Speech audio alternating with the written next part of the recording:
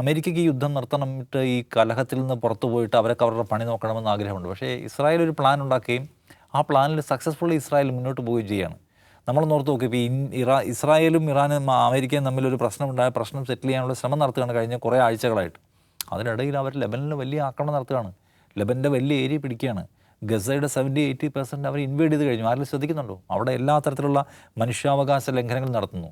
അവരെ സംബന്ധിച്ച് ഈ ടെൻഷനോട് നിലനിർത്തുക, ഈ അൺസർട്ടനിറ്റി നിലനിർത്തുക വഴി അവർക്ക് അവരുടെ വേറെ ഗോൾസ് ഉണ്ട്. ഇപ്പോൾ ഇസ്രായേലിനെ സംബന്ധിച്ച് മറ്റ് ചുറ്റുമുള്ള രാജ്യങ്ങൾ പിടിച്ചടക്കി ഗ്രേറ്റർ ഇസ്രായേൽ ഉണ്ടാക്കുക എന്നുള്ള ഐഡിയോളജിയിലാണ് സയണിസം പ്രവർത്തിക്കുന്നത്.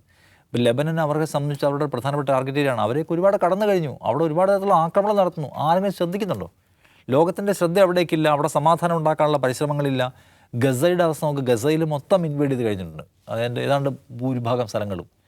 അപ്പോൾ ഇസ്രായേലിനെ പിന്നെന്താണ് GCC ഉണ്ടാകുന്ന വലിയ രാജ്യങ്ങൾ, അവിടെയുള്ള ഇസ്രായേലിനേക്കാളും കൂടുതൽ സമ്പദ്ശക്തിയുള്ള രാജ്യങ്ങളുണ്ട്.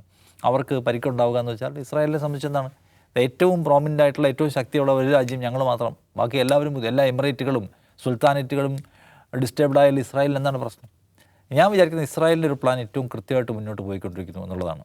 ഇപ്പോഴെങ്ങാണ് ഒരു ഡീലിൻ്റെ പരിസരത്തെത്തുമോ ഇറാൻ ഉണ്ടാക്കുന്ന ഈ പ്രത്യാക്രമണം കണ്ടിട്ട് അല്ലെങ്കിൽ അമേരിക്ക ഒരു സമ്മർദ്ദത്തിലാകുമെന്നുള്ള ഭയപ്പാടിൽ അമേരിക്ക അത് എല്ലാ അർത്ഥത്തിലും നിയന്ത്രിക്കുന്നത് സത്യത്തിൽ നയപരമായി തന്നെയും സൈനികമായിട്ടൊക്കെ അതിനകത്ത് നിയന്ത്രിക്കുന്നുള്ള യാഥാർത്ഥ്യം നമ്മുടെ മുമ്പിലുണ്ടല്ലോ. അതുകൊണ്ട് ഏത് ഡീലിനെയും പരിസരത്തെത്തുമ്പോൾ ആക്രമണം ഉണ്ടാവുക എന്നത് നമ്മൾ പ്രതീക്ഷിക്കേണ്ട ഒന്നാണ്.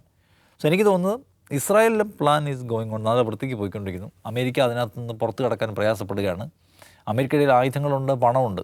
പക്ഷേ അമേരിക്കയുടെ കയ്യിൽ ഇല്ലാത്തത് എന്താണ്? ലോബിയിങ് പവർ മറ്റവർക്കുള്ളത്രേ ഇല്ല. അവരാണ് ഈ യുദ്ധം പ്ലാൻ ചെയ്തിട്ടുള്ളത്. ഞാൻ വിചാരിക്കുന്നത് അവർ വിചാരിക്കുമ്പോഴേ നിൽക്കുകയുള്ളൂ എന്നാണ്.